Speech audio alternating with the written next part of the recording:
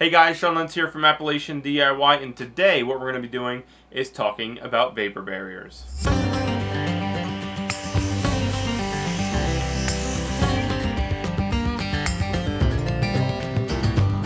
Okay guys, so what happened is I did not get to really talk about the vapor barrier the day that we installed it. So what I'm going to do is kind of walk you guys through a little bit of it right now and show you guys what we actually did. So first thing off is we used 6 mil poly. That is the thickness that we used. I definitely would not go any less than 6 mil. I would definitely go heavier if you guys could be able to afford it.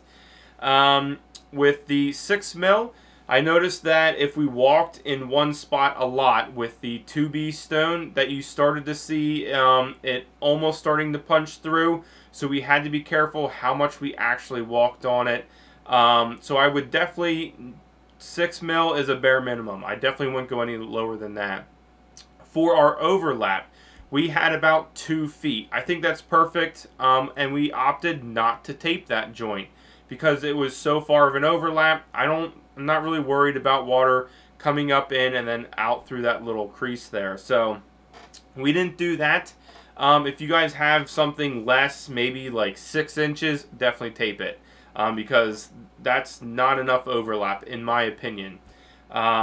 We taped with Gorilla Tape. I was actually looking for vapor barrier stuff, couldn't find it in the big box stores, so we just opted to use vapor barrier. So we'll show you guys what we did day of, just kind of pulling the plastic into place, and then I'll catch you guys at the end of the video and explain a little bit more then.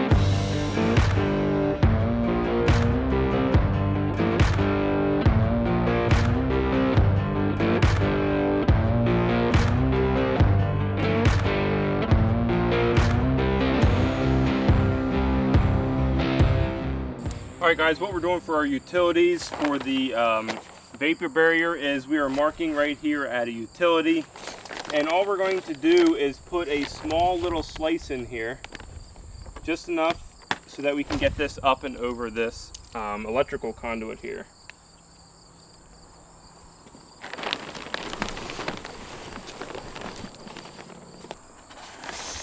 Once you have it over the pipe, what you can do is you can go ahead and tape around this.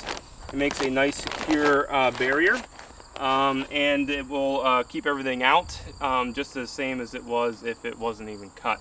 So all we need to do then is just push this vapor barrier down. We will tape around this and give it a nice good seal. That way moisture is not coming up and penetrating through any of our utilities here. So what we're going to do is we're just going to slip this around all of our utilities.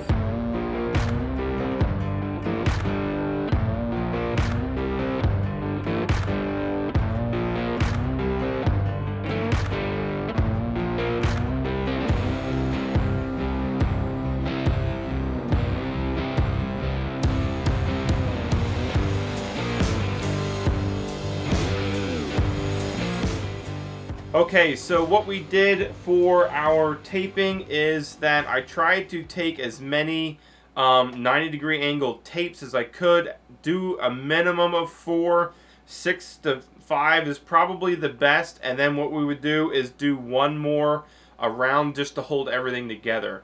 Now the main thing when you guys are taping is to make sure that plastic is pushed completely down to your stone bed or your dirt, whatever you're doing, because if you tent it up a little bit, when you guys pour that concrete in, it is going to rip that tape or the plastic right away from each other, and then there's no barrier there anymore. So make sure that is completely pressed down while you guys are taping. It's kind of a pain, but make sure you do your best not to tent it and have a void under there, because it will rip that right off. We also opted not to take the vapor barrier up the side of the form. The reason being is we knew we weren't going to get to concrete right away. It was maybe a week or two before we got our concrete actually onto our pad. So I didn't want this to be a mini swimming pool. So what we did is we laid it flat on the pad. We came down for our monolithic, our footer, and then just flatted out on the bottom of that. That way there was still a vapor barrier underneath our footer, but that's where it stopped. We didn't come up the sides or anything like that. because it was raining a lot when we were doing this, so I didn't want water to pool up, because when we got concrete, it would have been an absolute pain to get all of that water out of there.